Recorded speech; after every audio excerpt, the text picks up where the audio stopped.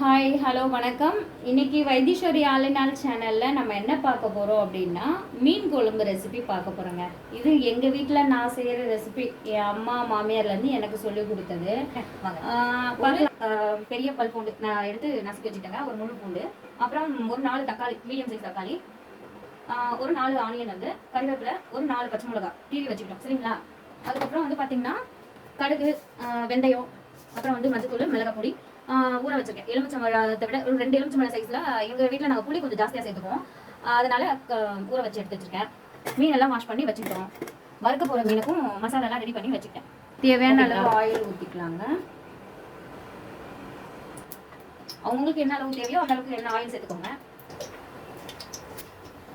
இப்போ கடுகு லைட்டாக பொரிஞ்சு வர மாதிரி இருக்குது. அது கூடவே நம்ம வந்து வெந்தயம் சேர்த்துக்கோங்க. வெந்தயம் வந்து இந்த அளவு சேர்த்துக்கலாம். இதே அளவுல கூட ஒரு ஸ்பூன் சேர்த்துக்கலாம். மீன் குழம்புக்கு வந்து இந்த அளவு ஸ்பூன்லேயே ஒரு ஸ்பூன் சேர்த்துக்கலாங்க. ஏன்னா மீன் குழம்புக்கு வெந்தயம் தான் இன்னும் எடுத்து கொடுக்கும், குழம்பு நல்லா டேஸ்ட் கொடுக்கும்.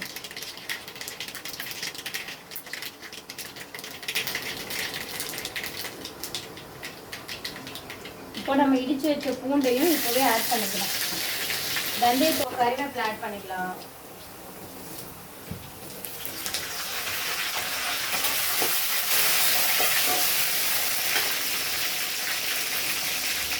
அப்படியே வெங்காயத்தையும் ஆட் பண்ணிக்கலாம். ஆனியனையும் சேர்த்துக்கலாம். இன்னைக்கு சேட்டர்டே நான் செய்யறது, இன்னைக்கு சனிக்கிழமை செய்யறேன். மார்னிங் ஹஸ்பண்ட் வந்து சீக்கிரமா கிளம்பிட்டாங்க. மார்னிங் கிடைக்கிறதில்ல, ஃபிஷ் எல்லாம் ஃப்ரெஷ்ஷாக டைம் ஆகுது, ஓப்பன் ஆகுது. சரி நைட்டே வாங்கிட்டு வந்தாங்க. ரொம்ப பெரிய மீனுங்க, ஒரு 2 கிலோ மீன் வாங்கிட்டு வந்தாங்க. அதை நாங்களே கட் பண்ண வேண்டியதாக போயிடுச்சு. அதை நான் இன்னொரு நாள் வந்து அதையும் நான் செய்தே வீடியோவில் காட்டுறேன். எவ்வளோ இந்த ஸ்டேஜ்லேயே நம்ம பாதி ஆனியன் வதங்கிட்டு இருக்கும்போதே நாம் வந்து பச்சை மிளகாவும் இப்போ ஆட் பண்ணிக்கலாம். மீடியம் சைஸு தக்காளி பழுத்த பழமாக அழகாக எடுத்துக்கலாம். காயாக இருக்கிறதுலாம் இல்லாமல் நல்லா பழமாக பார்த்து புளி கரைச்சலாம் ரெடி பண்ணிக்கலாம்.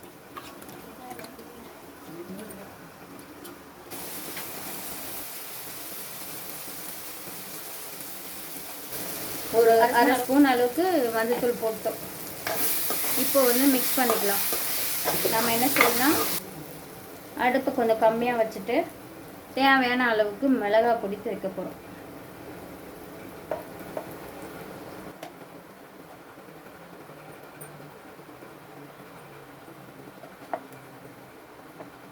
அவங்களுக்கு என்னங்க இப்படி பண்ணால் எங்களுக்கு எப்படி புளியோ நினைக்காதீங்க. எங்களுக்கு எவ்வளோ மிளகாய் பொடி தேவையோ அந்த அளவுக்கு நாங்கள் காரம் யூஸ் பண்ணுறத பொறுத்து நான் ஆட் பண்ணிக்கிறேன்.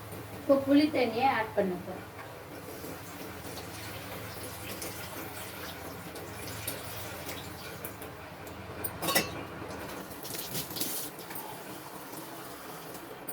இப்போ நம்ம தண்ணி ஆட் பண்ண போறோங்க. எவ்வளவு மீன் எடுக்கிறோமோ, எத்தனை பேர் எடுக்கிறோமோ அதுக்கேற்ற மாதிரி நமக்கு எவ்வளவு நம்ம வந்து கொதிக்க விட்டுருவோம். இது பாதி அளவு கொதிச்சு கொஞ்சம் மிளகா பொடி வாட போன பிறகு அதுக்கப்புறம் நம்ம மீன் ஆட் பண்ணலாங்க.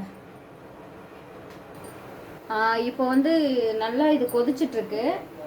இது ரெடி ஆயிடுச்சான்னு பார்ப்போங்க மீன் போடுறதுக்கு. இங்க பாருங்க தலையை எவ்வளோ பெருசு இருக்குன்னு. இது நல்லா வேகணுன்றதுனால நான் பாதி கொதிக்கிறதுக்கு முன்னாடியே நான் ஆட் பண்ணிக்கிறேன். சில பேர் வந்து புளி ஊத்துனதுமே ஆட் பண்ணுவாங்க. சில பேர் நல்லா கவலை மீன் ஒரு 1/2 கிலோ நம்ம வாங்கிட்டு வந்து அதையும் சேர்த்துக்கிட்டோம்.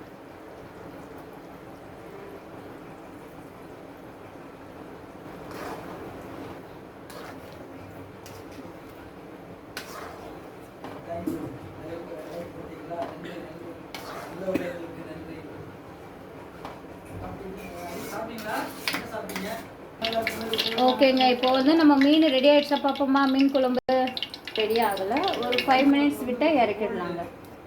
ஓகேங்களா? பார்த்தீங்கன்னா அப்படியே ஃபிஷ்ஷு வறுக்க வேண்டியதான். ஆயில் சூடாகிடுச்சு. நான் வந்து வவ்வா மீன் வாங்கினேங்க. பெரிய வவ்வா மீன் 2 கிலோ மீன் வாங்கிட்டு 1/2 கிலோ காய்ஸ். இப்போ பார்த்தீங்கன்னா மீன் நல்லா வறுந்து வந்துடுச்சுங்க. நல்லா ஃப்ரை ஆகிடுச்சு. நல்லா எல்லா பக்கமும் திருப்பி விட்டுட்டேன். நல்லா ஃப்ரை பண்ணிட்டோம். ஓகேங்களா? இதே மாதிரி எல்லாத்தையும் வறுத்து எடுத்துக்கிட்டேன். இப்போ மீன் குழம்பும் தயாராகிடுச்சுங்க. மீன் குழம்பும் நம்ம ஆஃப் பண்ணிக்கலாங்க. இன்னும் ஃபிஷ்ஷும் எடுத்துக்கலாம். இந்த ரெசிபி உங்களுக்கு பிடிச்சிருந்தா லைக் பண்ணுங்கள், கமெண்ட் பண்ணுங்கள். இதுதான் எங்கள் வீட்டோடைய ரெசிபி.